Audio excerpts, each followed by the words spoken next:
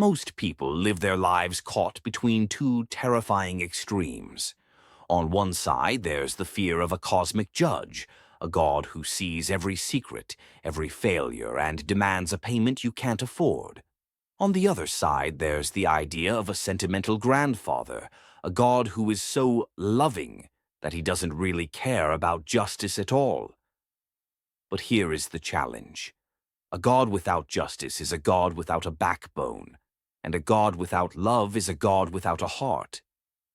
If God is truly perfect, he cannot choose between the two. He can't just look the other way when people are hurt, because that would make him unjust.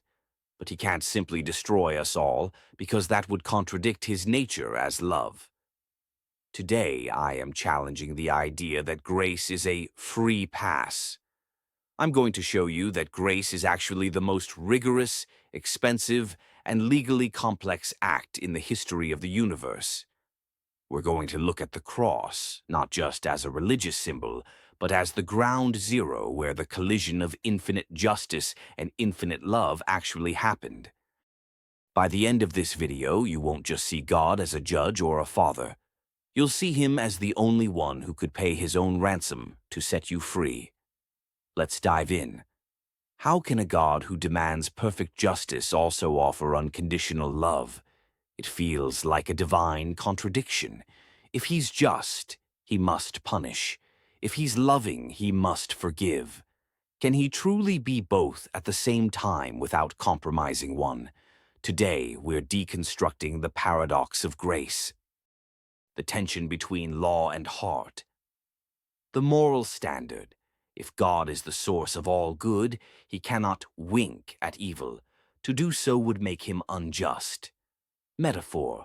A judge who lets a murderer walk free isn't loving, he's corrupt. The relational heart.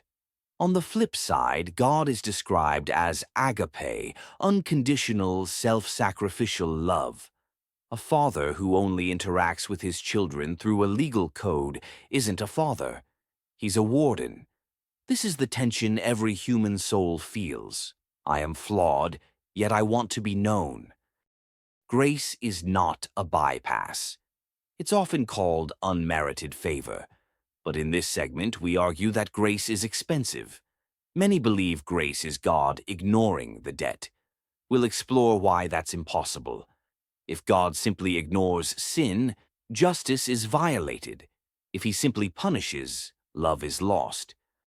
On the cross, God does not choose between justice and love. He executes both. Justice, the full weight of human transgression, is accounted for.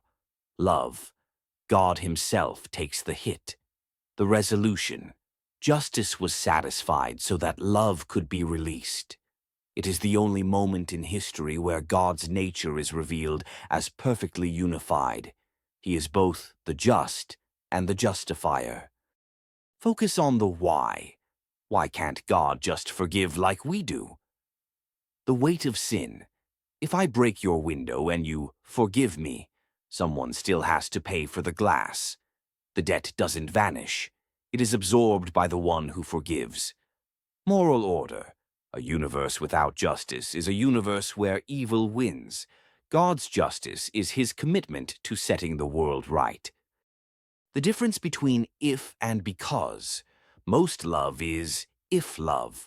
I love you if you perform. Divine love is because love.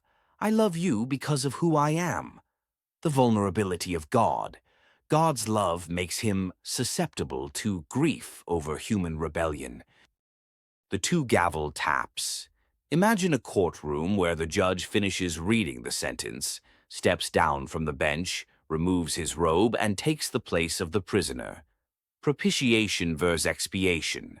One removes the guilt, expiation, and the other satisfies the wrath of justice, propitiation. If justice is satisfied, your standing with God is no longer a performance review. It's a settled legal fact. We don't live holy lives to get God to love us. We live holy lives because we are already loved, and the debt has been paid. If you want to understand the paradox of grace, you have to look at the cross not as a tragedy, but as a legal transaction. In theology, we call this the Great Exchange. It is the moment where the ledgers of heaven were balanced once and for all. Imagine a courtroom. The evidence against you is irrefutable. Every time you've chosen yourself over others, every lie, every moment of malice, it's all there. The judge, being perfectly just, cannot simply say, "It's okay, don't worry about it." If he did, he would be a liar. He would be saying that your victims didn't matter and that evil isn't actually evil. But here is where the exchange happens. In this cosmic courtroom, the judge, God himself, steps down from the bench. He takes off the robe of judgment and puts on the rags of the prisoner. This is substitutionary atonement. On the cross, Jesus Christ took our legal liability. He was treated as if he had lived our lives. In exchange, we are given his legal standing. We are treated as if we had lived his perfect life. Let's look at the mechanics of this. There are two words you need to know: expiation and propitiation. Expiation. This is the removal of the stain. It's the cleaning of the record. Love says, "I want you back, so I will wash you clean." Propitiation. This is the satisfaction of the wrath. Justice says, the law was broken and the penalty must be paid. On the cross, both happen simultaneously. God doesn't bypass his wrath against sin. He absorbs it. He doesn't ignore the debt. He pays it in his own blood. The cross is the only place in the universe where God's hatred of evil and his love for the evildoer meet and are perfectly satisfied. This is why grace is the ultimate fulfillment of justice.